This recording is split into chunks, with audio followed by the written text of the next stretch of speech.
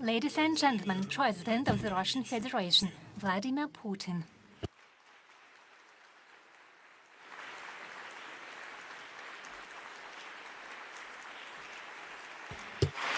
Спасибо большое. Прошу. Thank you. Благодарю вас, уважаемые участники. Thank you, distinguished forum participants. Дамы и господа, друзья. Ladies and gentlemen, friends. Приветствую вас на I'm международном glad to форуме address you to Объединенных the International United Cultures искренне Forum. рады It вновь is our sincere pleasure to once again welcome to Russia the workers of art and enlightenment from different countries of the world. I'm confident that your professional свободный от dialogue, which is free of stereotypes and any bias, will contribute to enhancing cooperation совместной работы and государств и народов. collaboration among states and peoples, and will translate the motto of today's forum, that is, return to culture, new opportunities, into bright and relevant joint projects. It is deeply symbolic that this year one of the key platforms of the forum is located here in Tsarskoye Selo. I hope you all will have a chance to enjoy the masterpieces and the interiors of the palace. The splendor of the Catherine Palace and its park ensembles is born from a harmony of different cultural traditions. It manifests the ability of nations to unite in order to create something beautiful and eternal, which is passed on from one generation to another. It is a reflection of a uniting and creative power of culture. These attitudes are the very essence and meaning of our forum. They reflect the importance of languages, traditions, and artistic heritage on each and every nation for the entire world. Their extreme value of diversity, which in its harmony forms our civilization. All of our forums, and today's one is already the 11th one, have promoted the main principle. They are brighter, the more intense and unique the diversity, the richer our shared cultural heritage, the more stable and successful the future of our planet. We in Russia know for sure national culture can only develop and enrich itself through interaction with other cultures. From day one, our country has established itself as a multinational country. This priceless gift has determined its unique cultural palette and its status as a power which is great in its arts, science, and literature. By the way, literature in itself is a wonderful environment for cooperation and communication, and we stand for strengthening communication between writers of many countries. History proves that cultures reached their zenith when they actively interacted with the outside world. And the contrary is true when society isolates itself and blindly, dogmatically believes in its exceptionalism and superiority over others. It reaches a period of spiritual and intellectual crisis, followed by a decay of culture and stagnation in all fields of life. We should seek a balance between preservation of national values and the openness to the influence which contributes to the development and progress. A mix of traditions and techniques often produces world-class masterpieces, and personal contacts help artists, painters, writers, musicians find out-of-the-box ways to apply their talents. They encourage creative thinking and emergence of new styles. The dialogue of cultures is particularly important today as we see a period of vast development of technologies, including artificial intelligence. They make today's world increasingly interconnected, open up colossal opportunities for creation, for bold experiments and innovation, including in culture, obviously. Having said this, it is our shared goal to avoid risks and negative social and public consequences, including the erosion and devaluation of rights and freedoms of people, ethics and moral norms, the loss of national features and cultural diversity without which world harmony is not possible. It's obvious that technologies help accelerate the spread of ideas. Artificial intelligence, for instance, analyzes enormous data volumes and predicts trends of development. However, I believe that original solutions which can lead to discoveries and breakthroughs in science, arts, and social field can only be a result of inspiration and genius of a human, a true master and creator. And obviously, the cooperation and mutual trust between representatives of different cultures. So mankind is to explore a new reality and at the same time to preserve roots which support. Then we believe world of the future is not a world of egoists, completely submerged in cyberspace, nor of lone wolves following the principles of every man for himself. On the contrary, future belongs to those who value the love and friendship, value their relatives and family, and are aware of their inseparable ties with the society and responsibility before the society. It's not a coincidence that in Russia, many culture development programs are incorporated in the Family National Project. We believe it is a key to resolving demographic issues and putting in place conditions for personal fulfillment of the young people and its successful future, for raising noble citizens on the basis of domestic culture and best achievements of the world culture. Russia's priority is support of families with children and strengthening the importance of family and its values. Our identity and the very national character of our country are deeply enrooted in the family. The family teaches, forms the character and passes on its traditions. It is the main carrier of our culture. And of course, many of those sitting here, almost all of you, know one of the classic definitions of culture. It is information passed on from one generation to another.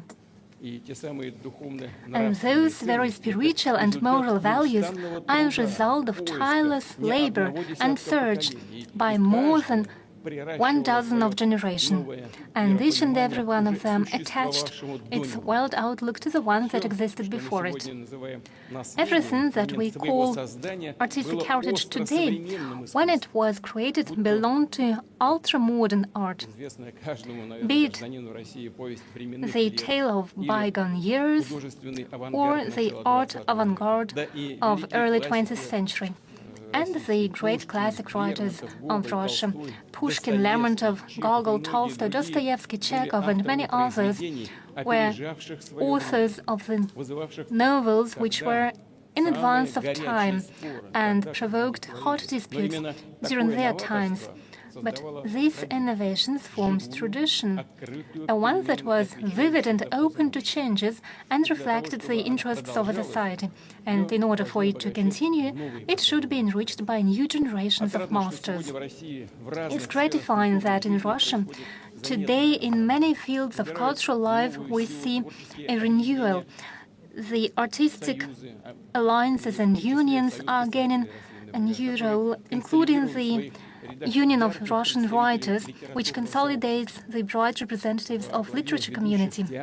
Major theaters, musical and art ensembles are led by the young artists. It is a positive trend, which is a sign of natural processes of continuity. The emergence of new names in literature, cinema and fine arts is a result of our state policy.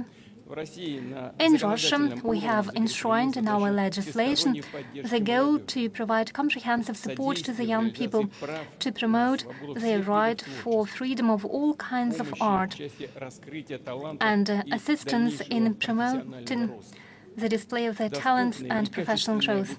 Accessible and high-quality education of gifted people is ensured by a unique domestic system of lifelong art education that includes specialized schools, art academies, and higher educational institutions.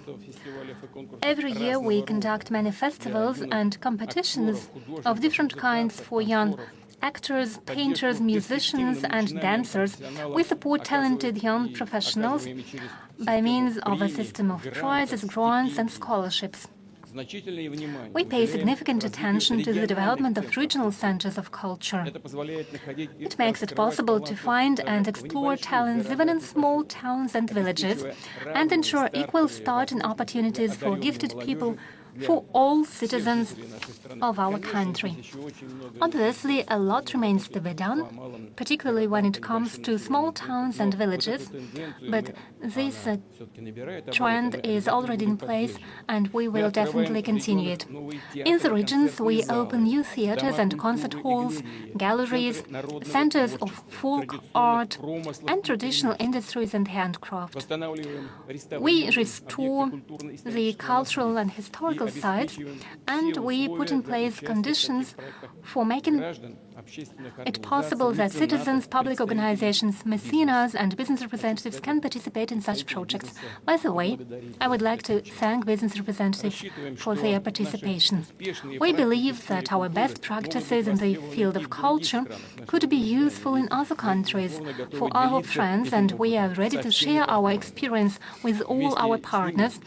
Together with them, we are ready to enrich global cultural space with bright events. One of them I am glad to represent today. Dear friends, we are grateful to those who have supported Russia's initiative to revive the international Intervision music contest. It is a wonderful platform where songs reflected the distinct identity of peoples, the diversity of cultures and traditions. I'm confident that modern Intervision will keep this creative and friendly atmosphere and will prove that true art has no borders and its uniting power is immense. I wish all competitors successful performances. There's no doubt that they will make their contribution to strengthening the dialogue among cultures and peoples. I'll reiterate, the cultural and humanitarian dimension is one of our priorities when it comes to international cooperation.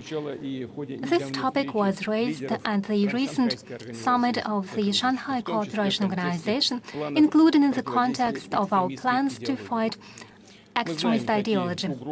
We know with which threats it is associated and to which terrible tragedies it can lead.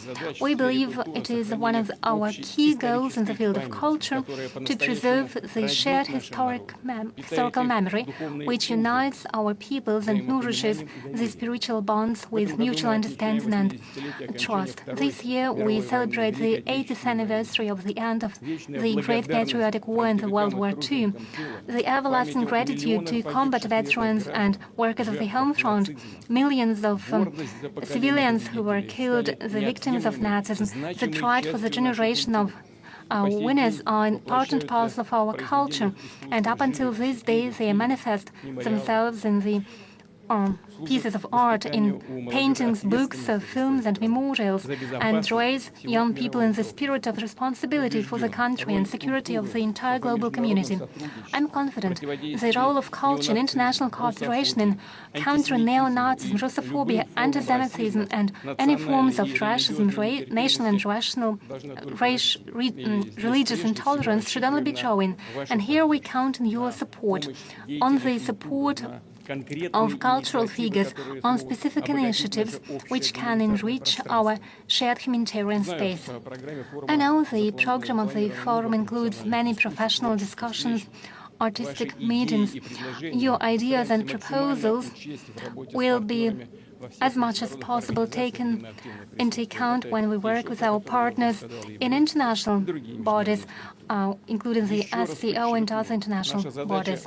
I'll stress once again, our goal in today's world is to unite our efforts in order to preserve the identity and diversity of cultures, traditions and world outlook, to move on while supporting innovation. We should jointly create art which ennobles the minds качества в душе человеческой. and nourishes the best qualities of one's soul. We should prevent the vanishing of minority cultures and promote the principles of justice and equality in the relations between the peoples, making the world free of prejudice, double standards, and attempts to cancel any culture. We should seek openness and respect to each other. We should be open to learn something new, to make our contribution to strengthening and development of global cultural space, that is, to the dignified, peaceful and prosperous future of our peoples. I would like to wish you all the best, fruitful work, and I thank you for your attention. Thank you so much for being here with us today. Thank you. All the best.